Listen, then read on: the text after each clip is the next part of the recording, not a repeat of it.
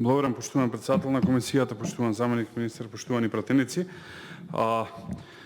Мислам дека треба уште еднаш да размисли министерството да го прифати овој амандман и генерално сметам дека треба до почетокот на седницата, а тоа е утре, да се повлече овој закон и ќе објаснам зошто.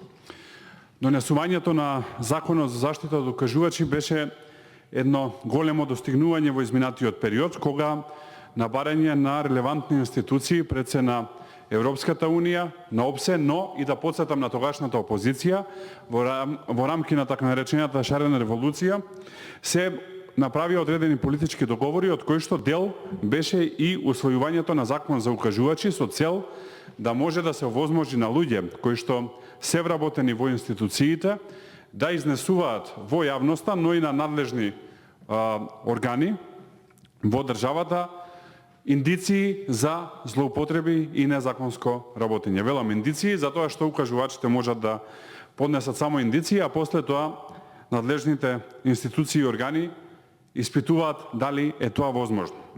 Основа на секој закон за укажувачи или свиркачи, ако директно го преведиме од англиски јазик, од каде што и доаѓа ова иницијатива за вакви закони секаде низ демократските држави, е да идентитетот на оние кои што изнесуваат податоци до надлежните органи, до соодветно лице во институцијата, согласно барањата во законот, ако сакате и до јавноста и до медиумите, е да идентитетот на тие лица биде заштитен со цел да не се соочат со реперкусии или одмазди после тоа во институциите во кои што работат. И за ова постои и пракса, вклучително и од Европскиот суд за човекови права, како и бројни резолуции на Советот на Европа, на ОПСЕ и на Европската Унија, кои што се однесуваат на заштита на укажувачи. Постојниот член, кој што се менува со членот 1, вели дека глоба во износ од 3 до 6.000 евра во денарска противвредност ќе му се изрече на овластено лице за прием на пријави на укажувачи, односно на раководно лице на институцијата, односно правно лице, доколку постапи спротивно на член 4 став 4 од овој закон. А членот 4 став 4 од законот вели дека овластено лице за прием на пријави од укажувачи, односно раководно лице во институцијата, односно правно лице од став 3 на овој член е должно да постапува по пријавувањето. Од ставот 1 на овој член да се почитуваат процедурите утврдени со актот за внатрешно пријавување и второ, многу значајно, да се заштитат личните податоци на укажувачот, односно податоците кои може да се откријат, да го откријат идентитетот на укажувачот кој бара да биде анонимен или пријавува доверливо согласно со прописите на заштита на личните податоци. Значи, идејата на овој член, членот 16 во основниот текст на законот, е да е со една висока глоба, која што во случајов е од 3 до 6.000 евра, да му се оневозможи или да е запретената казна поголема на оној кој што евентуално би ги изнел личните податоци на укажувачот, односно на свиркачот.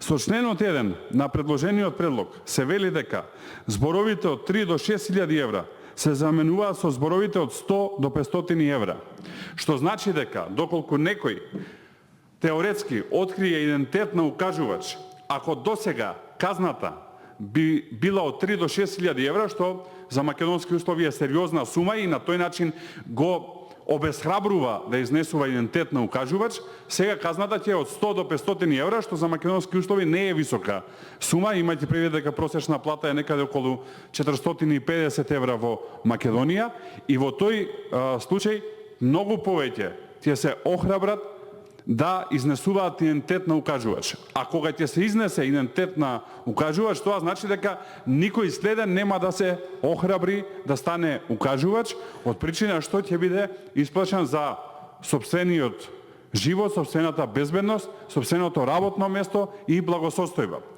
Така што, сакам да верувам дека ова е превид, односно сакам да верувам дека Министерството за правда во усогласувањето на законите со казнената политика, што генерално е добра работа и јас ја поддржувам и бев, еве само за да не испадне дека зборуваме кога сме во опозиција, во времето кога бев пратеник, а кога ВМРО-ДПМН беше на власт, јас бев еден од ретките пратеници кои што не само во органите на политичката партија ВМРО-ДПМН како тогачен член на извршниот комитет, туку и тука во собранието постојат стенографски белешки, сум зборувал дека казнената политика која што е воведена во Македонија е несоодветна по две основи. Прво е несоодветна по висините на казни кои што се воведени во казнената политика и второ е несоодветна по пропорцијата. И ќе кажам еден пример на кој што се сеќавам и кој што тоаш го кажав. Доколку по претходното законско решение постои работник кој што не е пријавен, односно работи без да му бидат платени придонесите, казната беше околу 20.000 евра вкупно за правното лице и за одговорното лице. И сега, ако имате 200 непријавени работници во текстилна фирма во Штип, например, и тие отприлика имаат придонеси околу 200 евра, тоа значи дека е некаде околу 4.000 евра за придонеси. И тоа значи дека казната е отприлика 5 месечно неплаќање на придонеси, а доколку работодавачот, например, ги има како непријавени 1 година или 2 години, него му се исплаќа да ја плати казната, затоа што инспекцијата нема секој ден да оди да го посетува и е прашање на веројатност кога ќе оди. Од друга страна, ако имате семеен бизнис, например трафика, во кој што предплатне работи сопругот кој што е пријавен, а поплатне работи сопругата која што не е пријавена и ги казните со 20.000 евра, тоа што тие треба да ја затворат трафиката и од еден легално вработен и еден нелегално вработен добивате 2 невработени. И тоа беше нелогичноста на тој систем за казни кој што е добро што се менува, повторувам повторно, добар потек е на претходната и на оваа влада, тоа е горе-долу истата влада, но мислам дека треба да се прават дистинкции со прилагодувањето на законските решенија и сега се вратам на законот за укажувачи. Постојат закони, таков е законот за укажувачи, каде што поентата е да има високи казни со цел да се постигне подобро добро, или повисоко добро или повисока цел.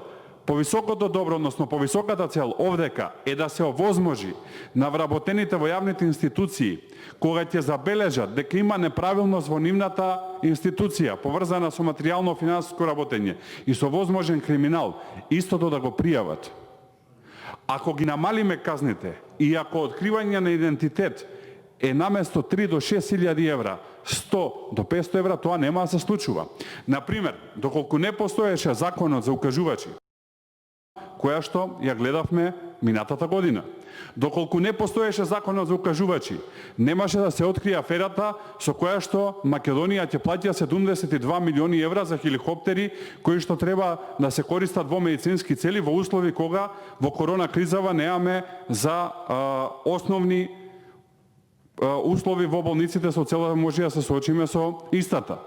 Да не беше законот за укажувачи, немаше да излезат бројни афери во делот на урбанизмот, кои што ги гледаме, например, во одредени општини. Последно е аферата Дака во Тетово, каде што имаме потенцијален бизнис профит на инвеститорот од околу 200 милиони евра, кој што е познат црногорски бизнисмен, број еден бизнисмен на Балканот против интеграцијата на цел Балкан во Европската Унија и во НАТО. Да не беше законот за укажувачи, немаше да се открие последната афера во Националната агенција за европски образовни програми, поради која што афера владата побара Лидија Димова да се поднесе оставка. Гледаме дека се уште не поднесува оставка, но тоа е работа која што ќе се решавате внатре. Така што ова е добар закон. Ова е закон кој што прави корекција на однесувањето на секоја власт и да го имавме порано, веројатно и бројни девијантни појави кои што се случуваа во општеството немаше да се случуваат.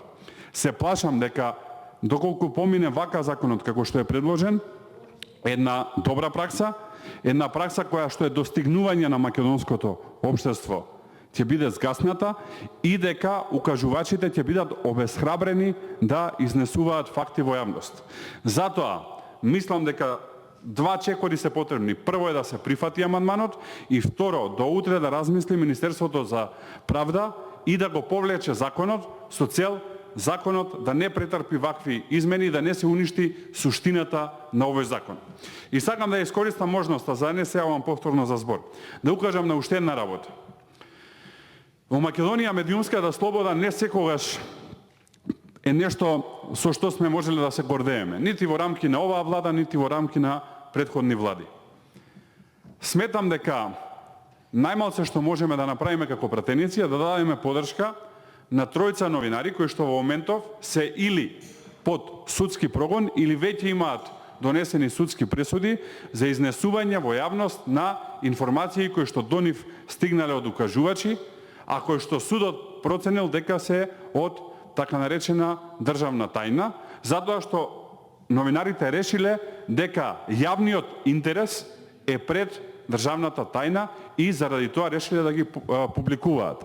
Едниот е веќе осуден, другите двајца се во судски процеси. Не мислам дека за демократија, која што очекува во декември да формално почне преговори со Европската Унија и да има прва меѓувладина конференција, е соодветно да казнува новинари. Тоа го имате во сите извештаи и на Европската Унија и на Стейт департментот, но генерално извештаи не се потребни. Самите треба да се погледнеме себе и да си кажеме дека не е добро да се казнуваат новинари за јавно изнесени ставови. Впрочем, ова што сега се прави е спротивно на начелата поради која што оваа влада, или ако сакате делот од владата кој што го води СДСМ, дојде на власт. Имено, јавноста добро знае дека во текот на 2015 година беа презентирани материјали нелегално стекнати, кои што сите знаеа дека се стекнати со кривично дело, сите знаеа дека согласно закон изнесување на нелегално стекнати материјали е исто така кривично дело, но заради повисока интерес, истото беше презентирано во јавноста. Сега, тоа што се правеше во опозиција, не се прави на власт. Се понесува закон за укажувачи со кој што се намалуваат глобите и на тој начин се обесхрабруваат укажувачите и се судат новинари. Мислам дека ова се лоши пракси, непотребни пракси. Ниедна власт никаде во светот не издржала на сила. Да беше така, комунизмот ќе обстанеше, каде што целокупната власт беше во раце на една политичка партија, и затоа мислам дека треба да имаме далеку поголем демократски капацитет за овие прашања. Ова беше причината зашто сакав и да дојдам на комисијава и да зборувам. Би замолил да се усвои амандманот и би замолил до утре да размисли Министерството за правда да го повлече овој закон. Благодарам.